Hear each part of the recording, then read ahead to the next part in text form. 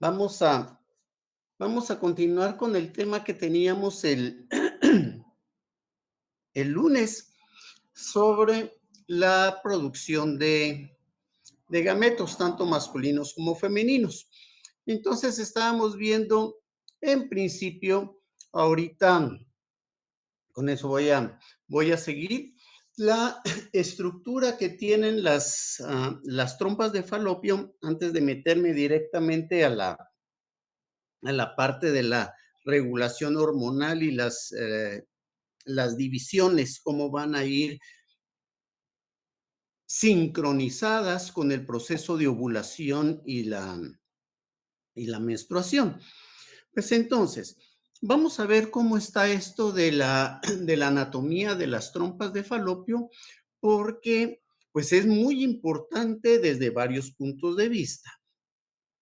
Uno, pues los espermatozoos tienen que atravesar esa trompa de falopio y esta trompa de falopio va a favorecer el movimiento de los espermatozoos hacia el sitio de la fecundación, porque recuerdan que dijimos que el óvulo en el momento que es ovulado va a vivir únicamente un día, o sea, 24 horas, y este óvulo va a morir.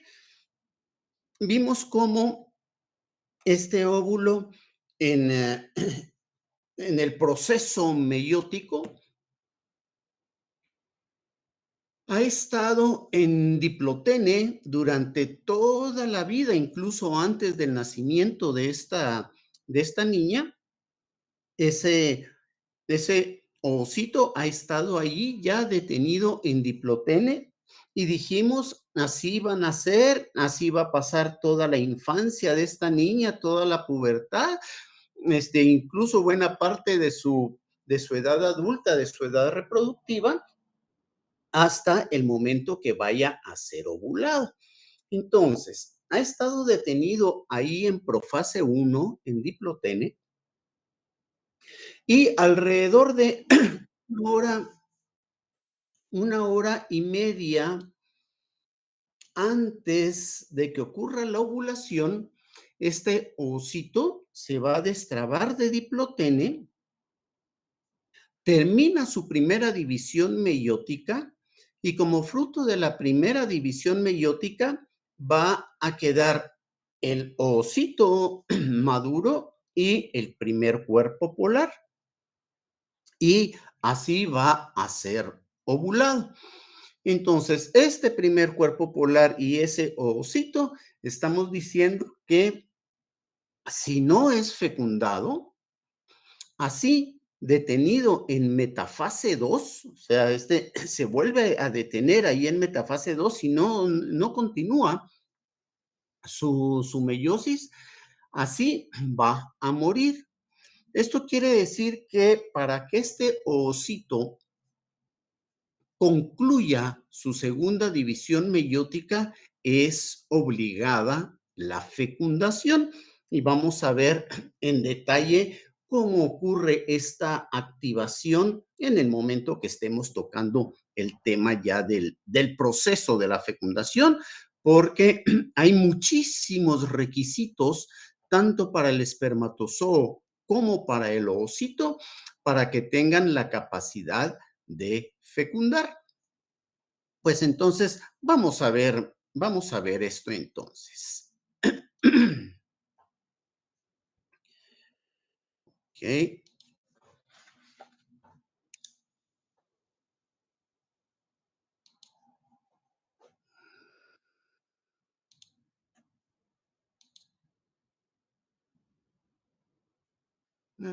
Pucha, ya regresaron los botones originales de antes.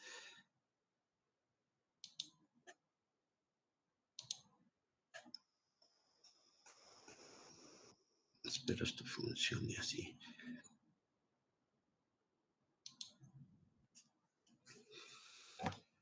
¿Está bien ahí la imagen?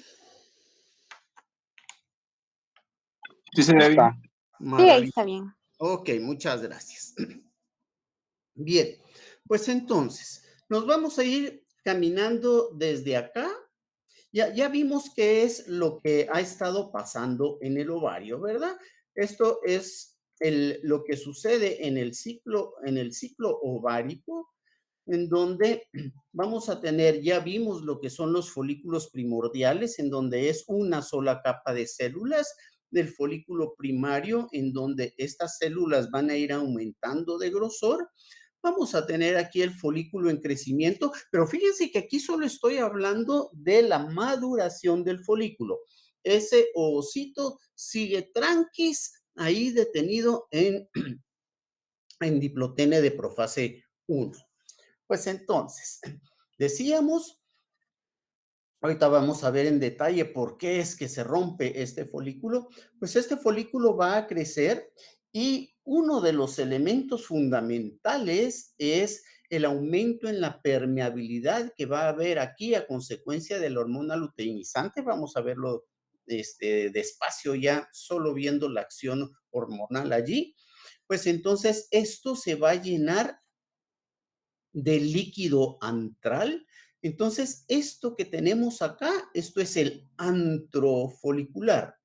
Estas células que tenemos aquí a la par, estas que están aquí en cafecito, esas son las células de la granulosa. Esto que vemos aquí rodeando al ovocito que está acá, este es el cumulus oofurus, o sea, el cúmulo del huevo, quiere decir esto, el cumulus oofurus, que en el momento de la ovulación, ese cumulus oofurus, que son parte de estas células del estrato granuloso, van a acompañar al ovocito y esa es la corona radiada. Este cumulus oofurus resulta ser las células de la corona radiada. Y aquí alrededor vamos a ver un tipo de células muy especial y muy importante que son las tecas. Hay tecas internas y tecas externas. Vamos a ver qué es lo que nos interesa de esas tecas más adelantito. Pues entonces, hay instancias de la hormona luteinizante, como vamos a ver más adelantito cuando me meta a platicar ya de las hormonas, pues este folículo se va a romper y ocurre la ovulación. Y entonces dijimos que una hora antes de que ocurra esta ovulación, se ha destrabado de diplotene, pasa por todas sus fases que faltan de la meiosis 1, termina esa meiosis 1 y como consecuencia vamos a tener dos células. Esas dos células va a ser el ovocito maduro y su primer cuerpo polar. Entonces, estos se va a ir por propulsión a chorro, como vimos aquí en algunas fotos, cómo sale disparado ese. Ay, es que tengo ahorita otra computadora, no sé si es la misma presentación. Pero entonces, tenemos ahí que ese líquido folicular juega una función importante en la expulsión del ovocito y que ese ovocito vaya a dar a las trompas de falopio. Porque se recuerdan que dijimos que la trompa de falopio no está directamente enchufada al ovario, entonces están separadas, por lo tanto, tiene que ser expulsado a propulsión a chorro ese ovocito para que vaya a dar a las trompas de falopio. Pues entonces le decimos adiós a este ovocito, si le va bien es fecundado, si le va mal, pues en 24 horas este es, muere, todo su sistema de transporte en la membrana empieza a fallar, entonces ya no puede sacar el sodio porque empieza a fallar todo el transporte activo para sacar el sodio, pues entonces el sodio empieza a acumularse en el interior de la célula, eso osmóticamente tiene un impacto importante hasta que empieza a hincharse, se revienta y los restos de ese ovocito que quedan por allí, pues esos son reabsorbidos en la trompa de falopio. Luego, en el ovario, los restos del folículo se convierten en el cuerpo amarillo que mientras dure el cuerpo amarillo va a estar secretando progesterona, que vamos a ver ahora en un momentito por qué es que es cíclico, cómo es este control cíclico para que después de que ocurrió esto, empiece otro folículo a desarrollarse, vuelva a ocurrir la ovulación, un nuevo cuerpo amarillo y vuelva otro folículo a desarrollarse. Vamos a entender claramente cómo está ese control hormonal para hacer que esto sea cíclico. Pues entonces decíamos, ahí tenemos el folículo primordial, que son estas células aplanadas que están rodeando al ovocito detenido allí en diplotene. Aquí tenemos ya el folículo primario con las células ya ven que no están aplanadas como alfombras, sino que ya más bien como cubos, tienen una estructura cuboide, una estructura que llamábamos la atención es la zona pelúcida, que tiene una estructura proteica. Esta es secretada por las células del folículo primario, ¿sí? Esta proteína, son 3 proteínas, habíamos dicho, que constituyen esta zona pelúcida, y le vamos a poner atención a que son 3 proteínas, porque vamos a ver que en el proceso de la fecundación, estas 3 proteínas van a tener funciones importantes. Entonces, estas 3 proteínas dijimos que era la ZP1, ZP2 y ZP3. Está muy fácil por zona pelúcida 1, zona pelúcida 2 y zona pelúcida 3. Pues entonces ya vamos a tener aquí el folículo maduro con su antro. Este es el cumulus ophorus, del cual estaba hablando hace un momento. Su zona pelúcida, el, el antro folicular, las células de la granulosa, que son estas acá, y vamos a tener, si ven ustedes estas células así como estiraditas aquí donde termina este estrato granuloso, aquí tenemos unas células estiraditas. Estas células estiraditas son las tecas. Histológicamente no se ve la diferencia entre tecas internas y tecas externas, pero metabólicamente sí. Las células internas van a secretar andrógenos, o sea, de hecho, van a secretar testosterona. Y ahorita vamos a ver por qué la importancia de la testosterona. ¿Y qué tiene que ver testosterona en una hembra? Ah, sí, aquí está la propulsión a chorro con la que va a salir el ovocito, el cuerpo amarillo que queda ya después de la ovulación con los restos del folículo. Y entonces ya vimos lo que pasó en el ovario. Pues entonces ahora veamos lo que pasa en la trompa de falopio. Aquí va el ovulito. Este que vemos aquí, ese rojito que está allí, ese es el ovocito. Ese que va allí caminando, que les digo, va a llegar hasta como por aquí nada más. Esta es nada más una comparación, pero ni siquiera llega a la mitad. Este, el, a las 24 horas, este osito llegó por aquí nada más. Ahí se murió. Por lo tanto, decíamos, todo esto tiene que estar lleno de esperma ya cuando ocurra la ovulación, porque recuerdan que había hecho el comentario que el espermatozoo también requiere de 2 días después de ser eyaculado de capacitación. Y si no lleva a cabo esta capacitación, no tiene la capacidad de poder encontrar el óvulo. Por lo tanto, el esperma que está allí tiene que tener por lo menos unos 2 días previo a la ovulación. Entonces, la mayor parte de los embarazos, por supuesto, van a ocurrir cuando ya está lleno de esperma estas trompas y en el momentito que está saliendo el ovocito, allí es fecundado y posteriormente este ovocito se va a tardar una semana en llegar hasta el útero.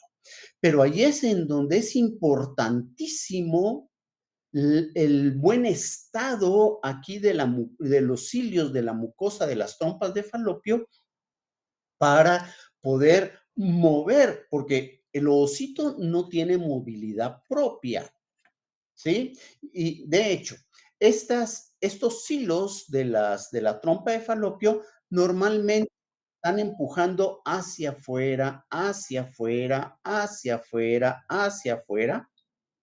Y una característica que tiene la prostaglandina, que lo dejé ya en la cola del venado el último día, hablando de la prostaglandina es una hormona que en este caso, para lo que nos interesa, es secretada por las vesículas seminales.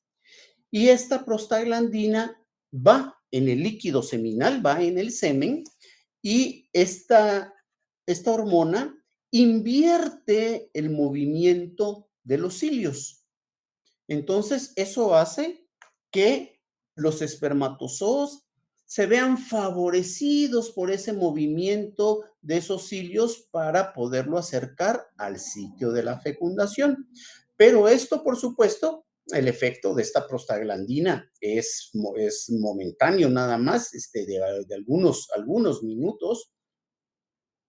Y entonces, el, ya una vez que ha ocurrido la fecundación, nuevamente el movimiento de estos cilios se hacen normales otra vez y empieza a empujar ya el cigoto, lo empieza a empujar hacia el útero. Y esto es importantísimo, les decía, la salud que debe de tener estos cilios de la mucosa de la trompa, porque si el cigoto se tarda más de la semana en llegar al útero, el cigoto va a empezar a formar su placenta. Y esa placenta va a ocasionar que se implante entonces aquí en las trompas de falopio.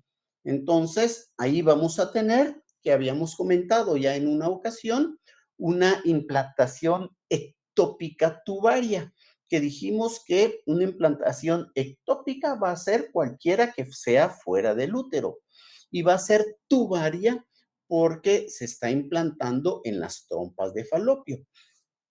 Entonces, por ejemplo, la ligadura de trompas o la cortada de las trompas ya como método anticonceptivo, pues esta es una decisión definitiva, ¿sí? A diferencia de cuando un varón decide cortarse los conductos deferentes como método anticonceptivo, como el reino de los cielos está hecho de los arrepentidos, pues entonces cualquiera que se haya arrepentido de cortarse los conductos deferentes y quiere volver a ser fértil en los varones, un 50% de los casos es reversible en el varón, pero la ligadura o el taponamiento, porque ahora hay unos tapones de silicón que se colocan aquí en las trompas, o el corte de las trompas, que lo que hace es, hagan de cuenta en este esquema, está así el corte, se le da vuelta aquí a la punta para acá, se le da vuelta a la otra punta para allá y entonces ya no hay paso de espermatozoos al sitio de la fecundación y las ovulaciones siguen normales como que si nada hubiera pasado. Lo único es que, pues, el ovocito aquí, pues de todos modos, el ovocito que dijimos, a las 24 horas se va a morir. Entonces, desde ese punto de vista, la mujer no tiene ninguna implicación en el momento de que se haga una ligadura, un taponamiento o un corte de las trompas. Ahora, esto sí debe ser bien hecho.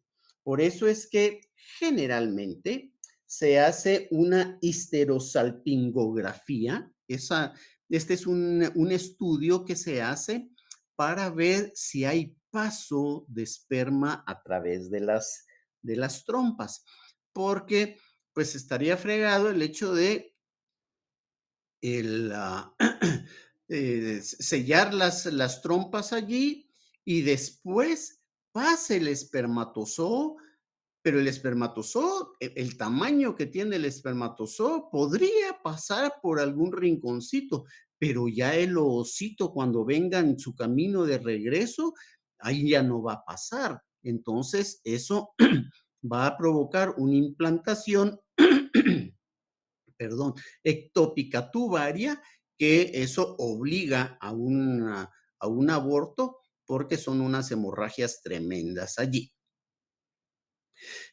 Por otro lado, les decía, esta decisión es irreversible porque en el momento que se haga una incisión aquí en la trompa o se tapone y se lesionen estos filamentos, estos cilios, o se ligue y se lesionen esos cilios, en el momento que se quiera abrir eso, estos cilios pues ya no van a ser su trabajo como debe ser de transportar el cigoto. A lo mejor los espermas podrían pasar, pero ya el cigoto no va a poder pasar de regreso y el riesgo de la implantación ectópica tubaria es enorme. Entonces, pues ningún ginecólogo se va a atrever a intentar reconstruir esas trompas de falopio por el riesgo que puede haber de esta implantación ectópica tubaria. Porque, ¿cuál sería el objeto de una reconstrucción de las trompas? Pues, favorecer la procreación, ¿verdad? En último caso. Entonces, si va a estar intentando el embarazo y existe el riesgo de que el cigoto se quede atorado en las trompas de falopio y ocasionarle la muerte a esta mujer por una hemorragia, por lo que sea, pues entonces ninguno se va a atrever a intentarlo. Entonces, quien decida hacer este tipo de intervención quirúrgica, debe de tenerlo bien claro, incluso si no han tenido familia y quieren hacerse la ligadura o la escisión de las trompas o lo que sea, su ginecólogo les va a insistir en que regrese otro día después de haberlo pensado bien y si ya lo pensó bien, pues entonces vamos a volar ahí tijera, ¿verdad? Pero generalmente no se favorece este tipo de operación para para mujeres que no han tenido familia. Ya si deciden, no, no, sí, sí quiero, bueno, pues entonces se le hace, ¿verdad? A diferencia de una persona que ya ha tenido su familia, bueno, ya estuvo, bueno, está fácil y clic, incluso durante el último, en el parto, hay muchas mujeres cuando dicen, bueno, es de decisión familiar, ¿verdad? Con la, con, eh, con la pareja, decidir, bueno, este es el último, entonces de una vez en el momento del parto, ahí le están haciendo su clipeo ahí y ya sale con las trompas ligadas. Bien, ahí lo estamos viendo esquemáticamente. Aquí estamos viendo lo que estaríamos viendo en el laboratorio. Este es un corte de trompa de falopio. Y entonces vemos acá cómo están todos los cilios de la trompa que deben de estar intactos para que puedan asegurar el movimiento de este cigoto hacia el útero, porque no es nada más llevarlo, sino que tiene que llevarlo en menos de de una semana, o sea, son 6 días prácticamente los que se tarda ese cigoto, se va a quedar otro día todavía ahí en el útero y va a empezar a formar su sincitio trofoblasto que va a formar la placenta y entonces ya se implanta. Bien, este es otro corte de la trompa de falopio, aquí mostrando la porción endotelial, la porción del endotelio externo, la porción muscular, el endotelio interno. Entonces, aquí vemos, no toda la trompa es exactamente igual.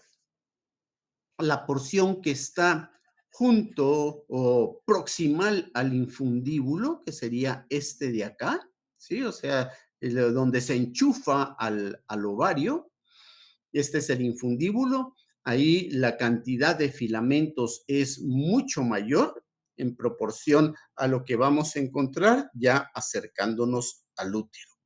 Ya cerca del útero está teniendo una estructura bastante parecida al útero mismo, ¿sí? Una porción muscular mucho más importante de lo que tenemos acá, que aquí es muy importante la porción endotelial.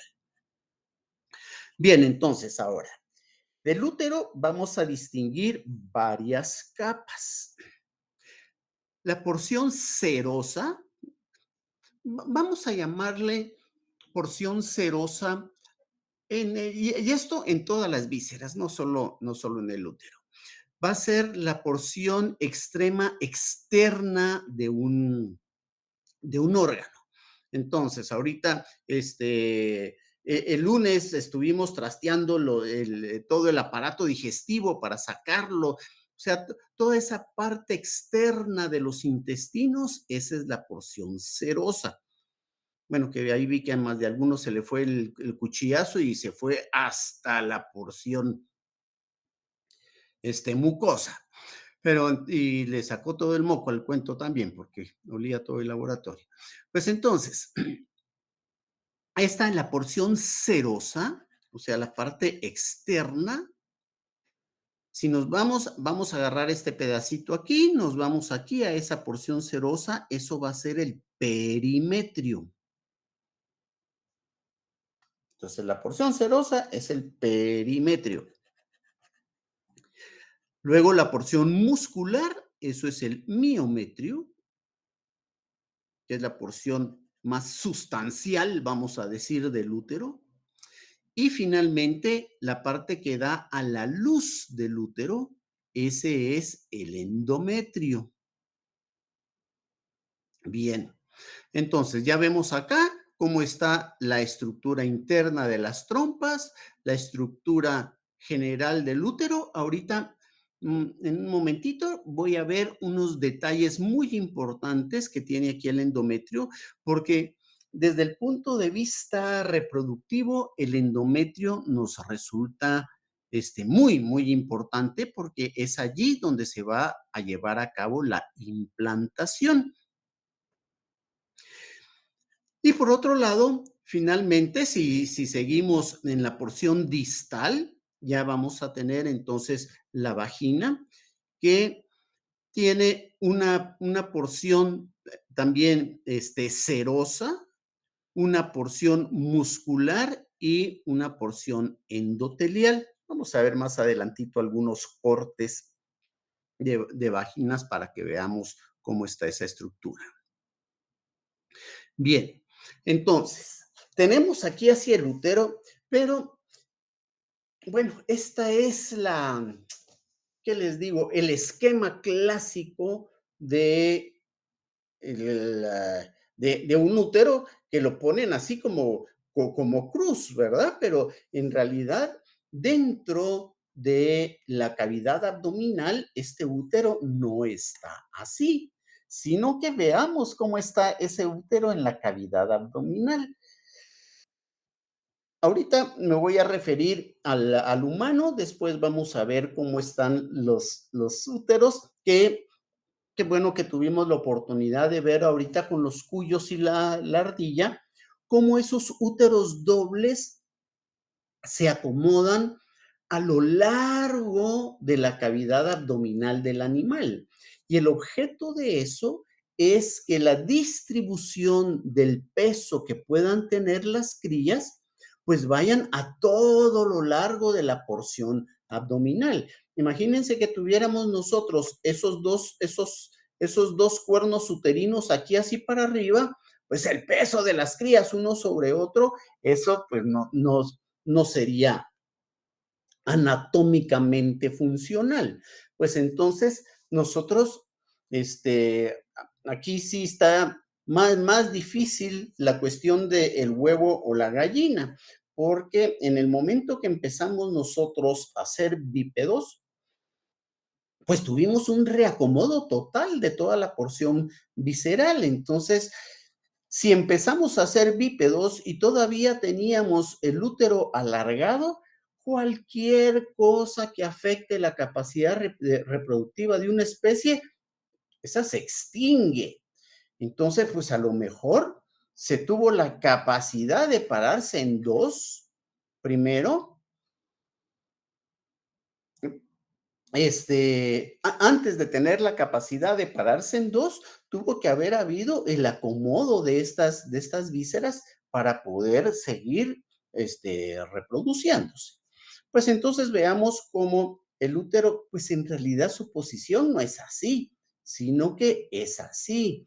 Y entonces veamos cómo está la disposición del útero aquí. En realidad está casi horizontal, está aquí descansando sobre la vejiga. Por eso es que estoy seguro que más de alguna mujer en gestación han conocido ustedes y están yendo al baño cada media hora, cada hora, durante todo el día y en la noche descansan un poco en ese sentido porque el peso del útero está presionando la vejiga. Entonces, pues no le da chance a la vejiga de extenderse por el mismo peso del útero y eso hace que se tenga más frecuente la micción durante el embarazo. Entonces, vamos a tener aquí la vagina y veamos, aquí es casi 90 grados en cómo está el útero. Esto desde el punto de vista reproductivo lo tenemos que tener bien claro, porque pues ya ven que cuando vinieron los españoles, aquí a nuestros paisanos les decían, bueno, pero es que estos eh, hacen el amor, decían ellos, ¿verdad?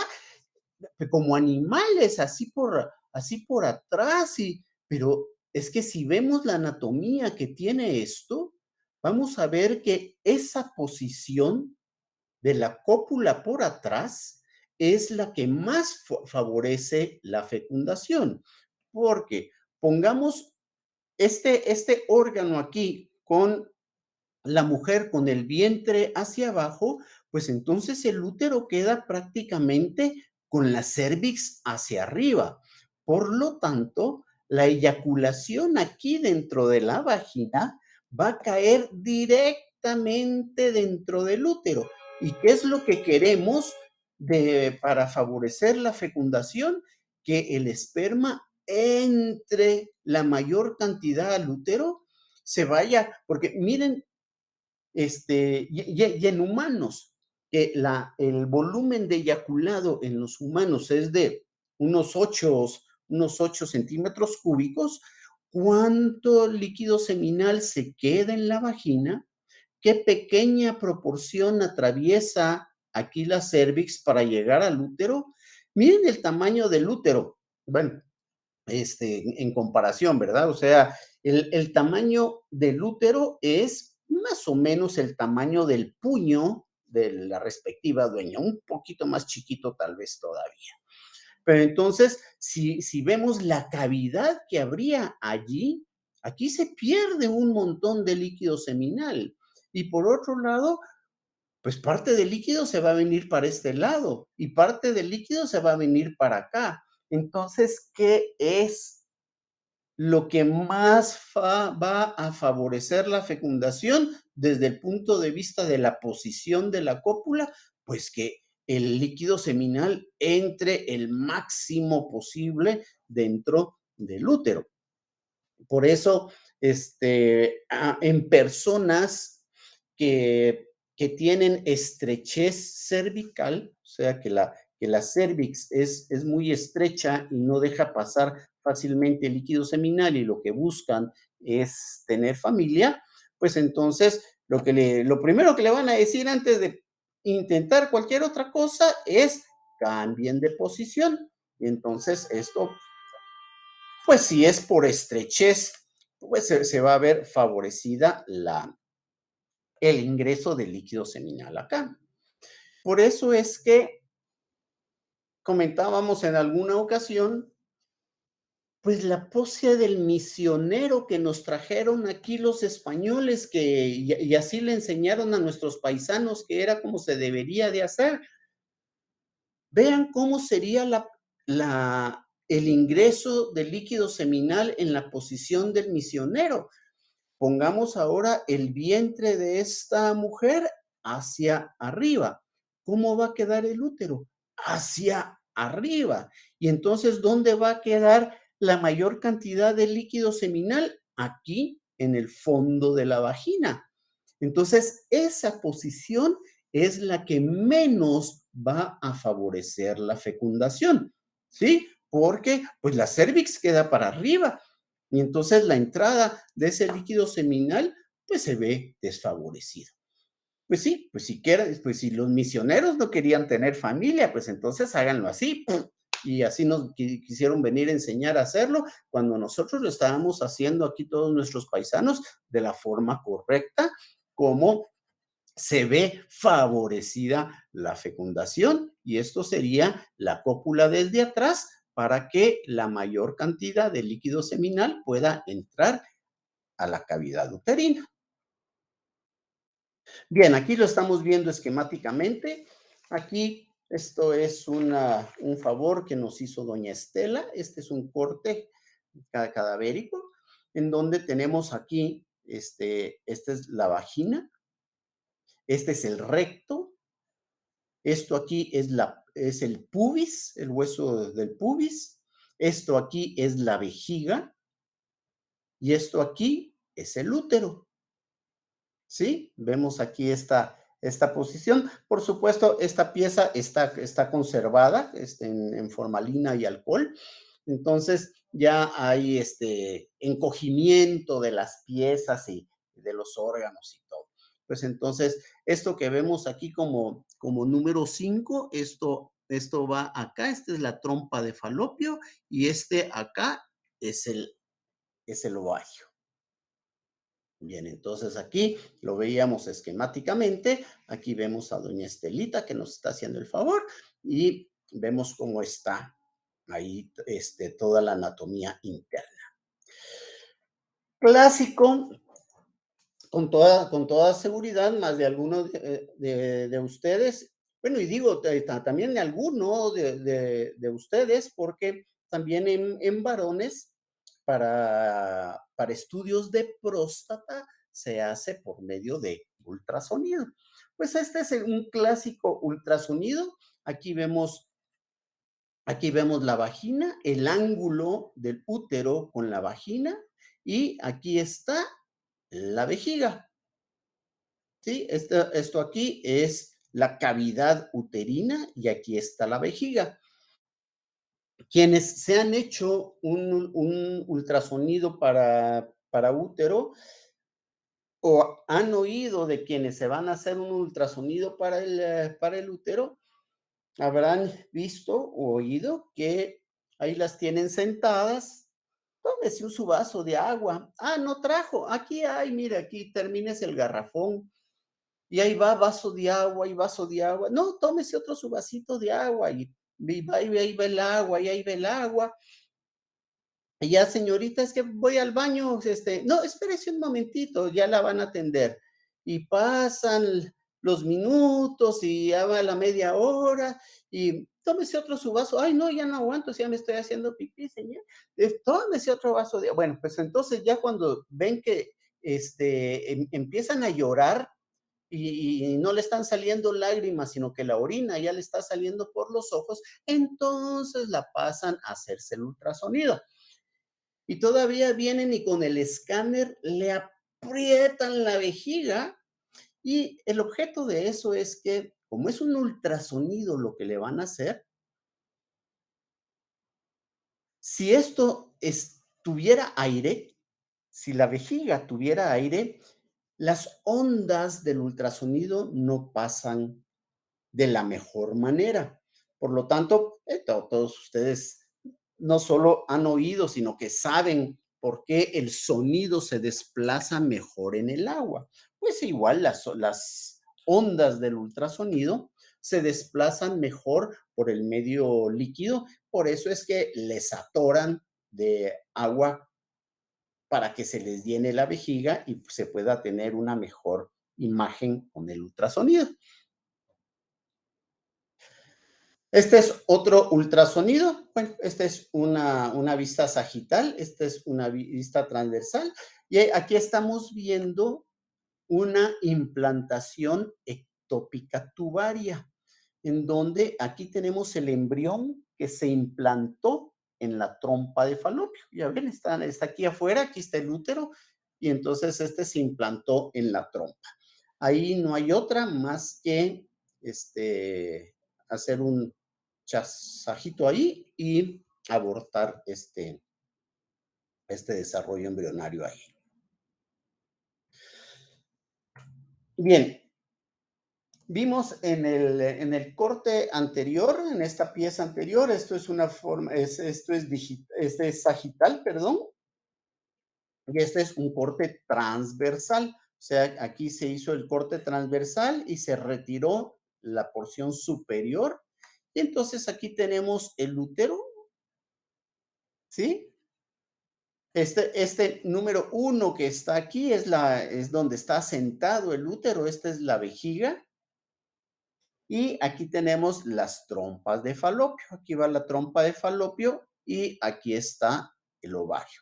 Pero para que vean ustedes la proporción que va a tener el ovario, aquí está el otro ovario con respecto al útero.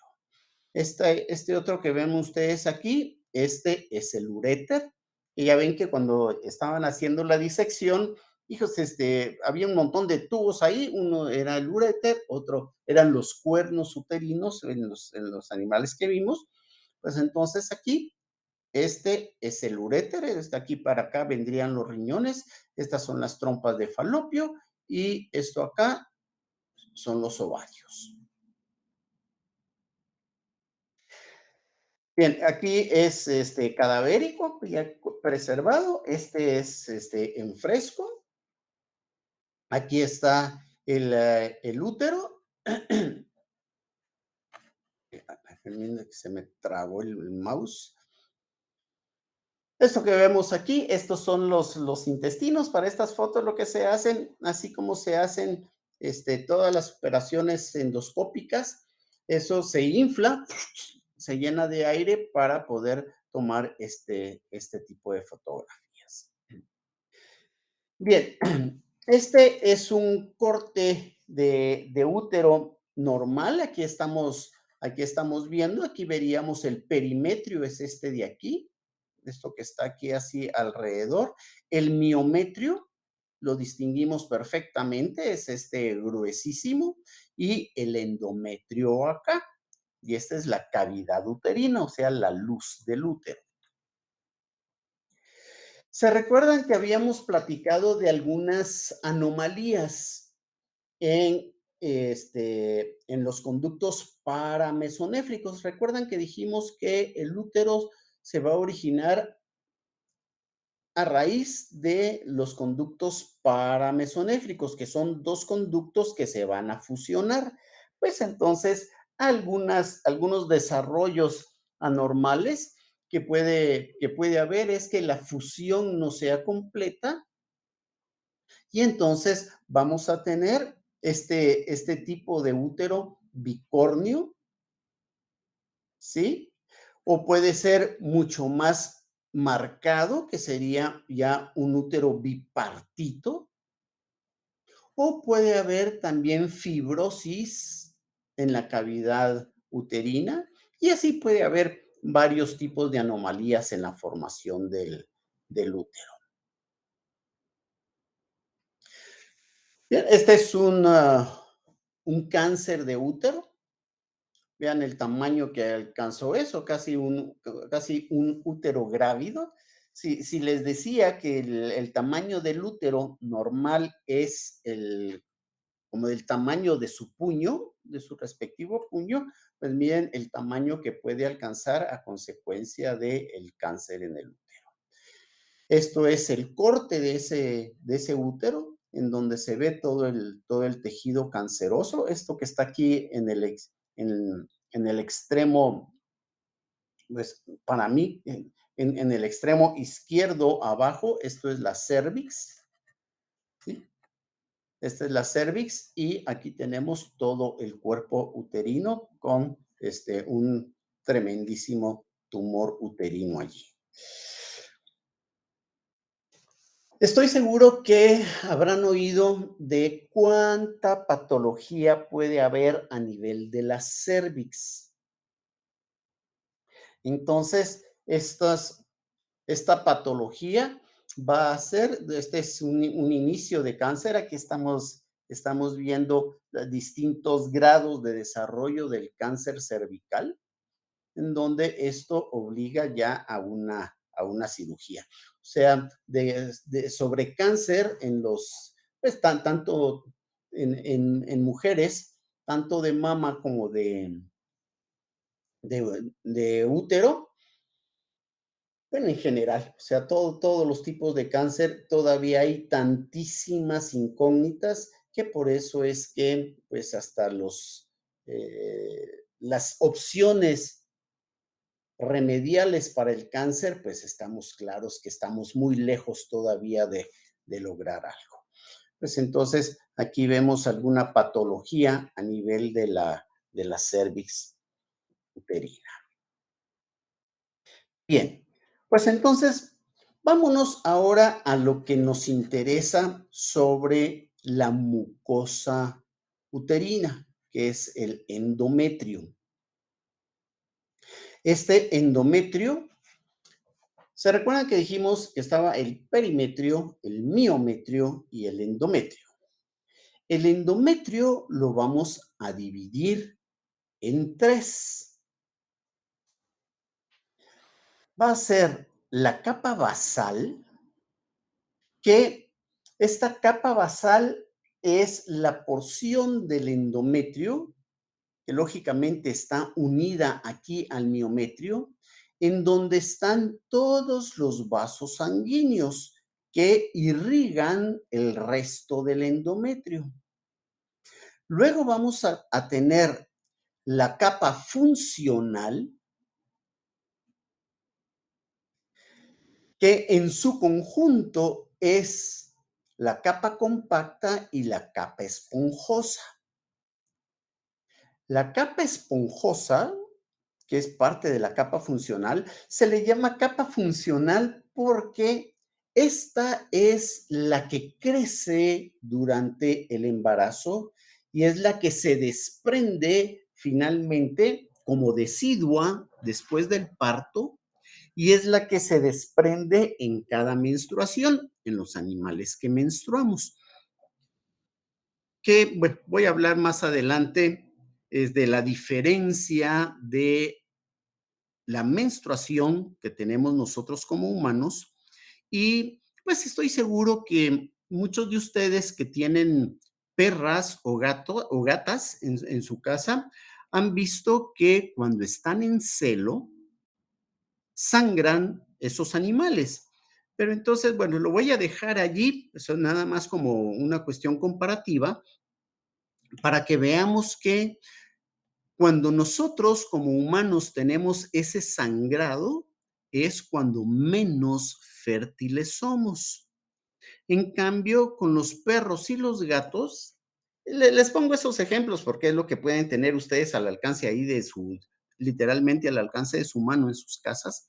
Pues entonces, estos al contrario, cuando sangran es cuando estos animales están en celo y que está muy próxima a la ovulación, entonces es cuando más fértiles son.